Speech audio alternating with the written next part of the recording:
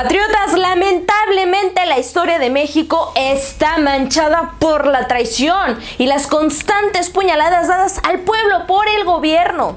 Tristemente lo acabamos de ver con la reforma eléctrica, en donde los legisladores se vendieron a intereses extranjeros, haciendo que sea el pueblo quien tenga que pagar las consecuencias.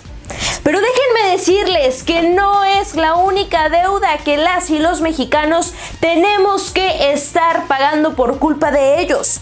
¿De qué situación estamos hablando y cómo y de qué manera nuestro pueblo ha tenido que sufrir las consecuencias? Yo soy Carolina García y te invito a que te quedes aquí en La Patria Grande y conocer lo que tengo que contarte.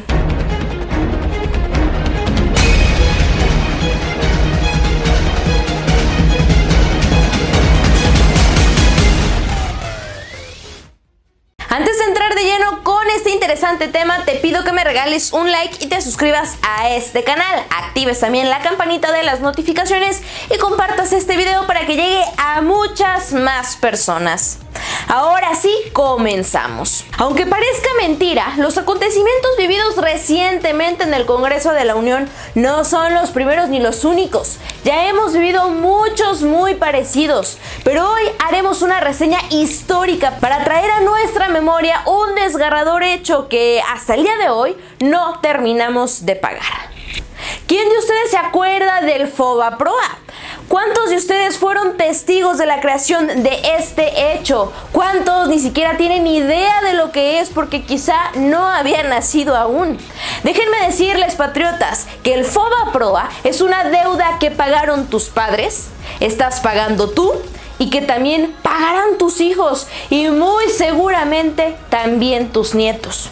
Es un atraco a la nación que ejerció el gobierno neoliberal de este país en ese entonces para salvar a los bancos, dejándonos en bancarrota. Es una deuda que afectará a por lo menos 3 generaciones de familias mexicanas hasta que logre pagarse por completo. Eso si es que se logra pagar en ese plazo. Déjenme decirles que es uno de los temas más polémicos y más desastrosos de la política mexicana. A juzgar por sus siglas, el FOBAPROA es el Fondo Bancario de Protección al Ahorro. Se trataba de un fondo que se utilizaría en caso de que existiera una crisis financiera en nuestro país que pusiera en peligro la liquidez de los bancos, es decir, que perdieran su capacidad de tener dinero disponible.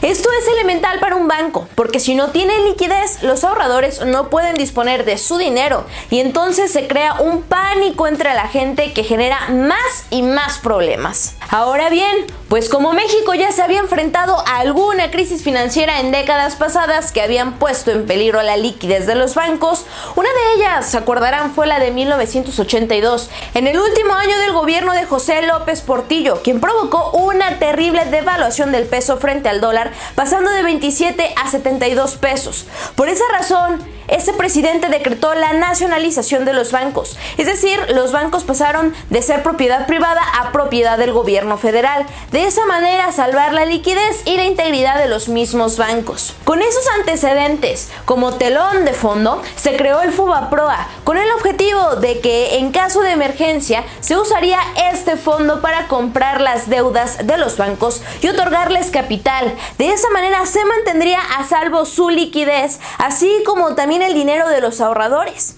En teoría, bajo ciertas reservas, quizá pues sonaba algo bien, pero veamos qué fue lo que realmente pasó. El FOBAPROA fue creado en 1990 por el gobierno de Carlos Salinas de Gortari, pero fue hasta el 94 en que llegó la crisis económica más grave de la historia moderna de México. Se dispararon las tasas de interés y el tipo de cambio y casi todos los créditos se volvieron impagables.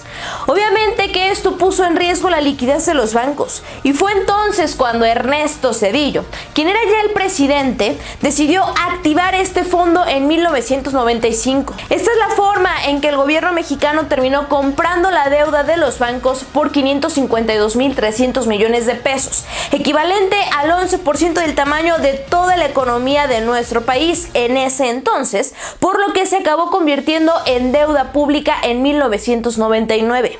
Esta fue la decisión más desastrosa tomada por el gobierno de ese entonces. En primer lugar, porque fue una deuda que se adquirió para rescatar a los bancos y a los ahorradores, pero realmente hubo algo más. Hubieron bancos, accionistas y deudores que podían pagar sus préstamos y créditos, y ante esta facilidad decidieron no hacerlo. Y todas estas deudas y créditos fueron a parar al Fobaproa, disminuyendo de esa manera sus pérdidas. Como dicen por ahí, vieron burro y se les antojó el viaje. De ahí que el manejo de este fondo se prestó a un alto nivel de corrupción, que terminó beneficiando principalmente a banqueros y a empresarios. Como decimos, a la crema innata de este país. Lo exageradamente grosero de esta historia es que al implementarse el rescate se descubrió que algunos de los bancos que se verían beneficiados por el Fobaproa estaban involucrados en casos de fraude, evasión fiscal y malas prácticas bancarias por parte de algunos empresarios. Los casos más sonados fueron los de Carlos Cabal Peniche, propietario de Banco Cremi y Banco Unión. Actualmente es inversionista de Interjet, quien desvió en su última década del siglo pasado 700 millones de pesos de ese entonces a compañías de su propiedad, según relata el diario La Jornada.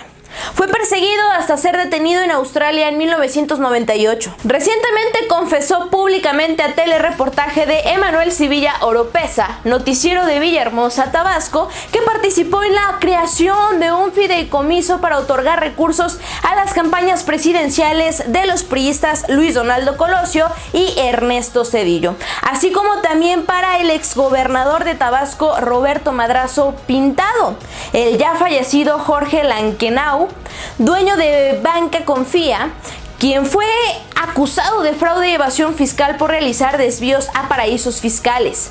Utilizó este banco para hacer préstamos a una empresa extranjera, defraudando a 230 inversionistas por 170 millones de pesos de ese entonces, según la revista Proceso en una nota sobre su fallecimiento en junio del 2012. Lankenau estuvo preso en México de 1997 al 2005 por esos delitos, y Ángel Rodríguez, alias El Divino, propietario de Banpaís, también emitió autopréstamos, los cuales ascendieron a 800 millones de dólares de la época, según el diario El País en 1998.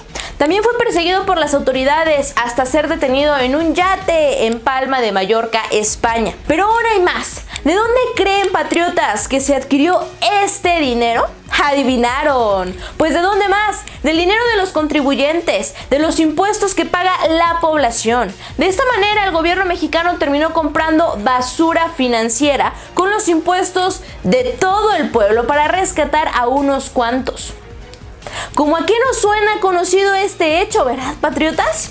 Pero hay algo aún más grave, y es la manera en la que se manejó el fondo, la cual provocó que el costo inicial de la deuda aumentara. Los 552.300 millones de pesos que costó la deuda ya eran 5 veces más que la supuesta ganancia que había obtenido el gobierno al privatizar a 18 bancos. Con esa privatización, el gobierno benefició de manera espectacular a unas cuantas familias, 23 para ser más exactos, que eran sus allegados, conocidos y familiares, quienes de la noche a la mañana se convirtieron en las familias más ricas y millonarias de este país. Así de simple. Pero volviendo al Fobaproa, esta deuda terminó costándole al pueblo de México el 14.5% de su Producto Interno Bruto. Y esto no termina aquí. Hasta nuestros días, la deuda no se liquida por completo y sigue generando intereses que hay que pagar. Hasta la fecha se han pagado más de 2 billones de pesos y todavía se deben actualmente 901.000 millones de pesos, poco más del 4% del Producto Interno Bruto. Y para comprenderlo mejor, al equivalente a casi 3 veces el gasto en educación pública que el gobierno ejerció en el 2019. En 1999 se estimó que la deuda se pagaría en 30 años. Pero en el 2006, un pronóstico de los economistas Fausto Hernández y Marco Ábalos reveló que sería en 70 años. Eso si México creciera a tasas del 4% anual. ¿Pero qué creen? México ha crecido a una tasa del 2.4% en los últimos 10 años. Eso quiere decir que la deuda les tocó a nuestros padres, a nosotros, y les tocará a nuestros hijos y seguramente también a nuestros nietos, porque los mexicanos seguimos pagando más de 43.000 100,000 millones de pesos al año por una deuda que gracias a los gobiernos neoliberales se generó hace más de 2 décadas.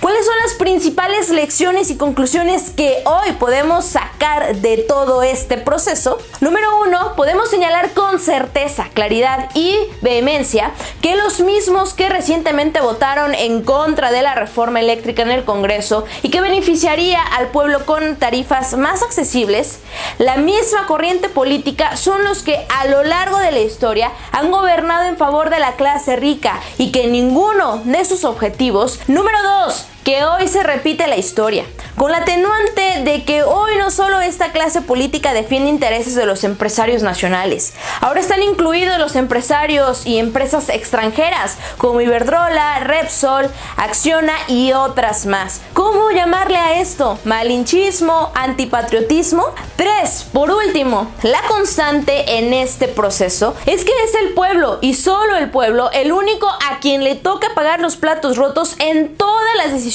que los políticos de la oposición han tomado, y depende de nosotros, patriotas, que lo sigan tomando.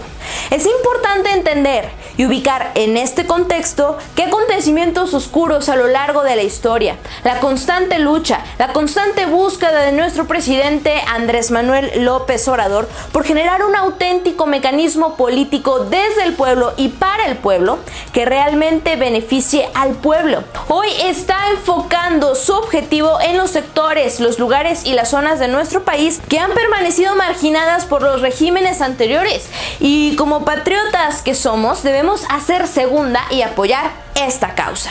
Claro que la mejor opinión la tienes tú que me estás viendo y escuchando, por tanto te pido que me la hagas saber a través de la caja de los comentarios. Yo soy Carolina García y te invito a que te suscribas a este canal y actives la campanita de las notificaciones para que estés enterado de todo lo que pasa aquí en nuestra patria grande. Recuerda que no podemos cambiar nuestra historia, pero juntos podemos escribir un mejor futuro. Nos vemos en el próximo video.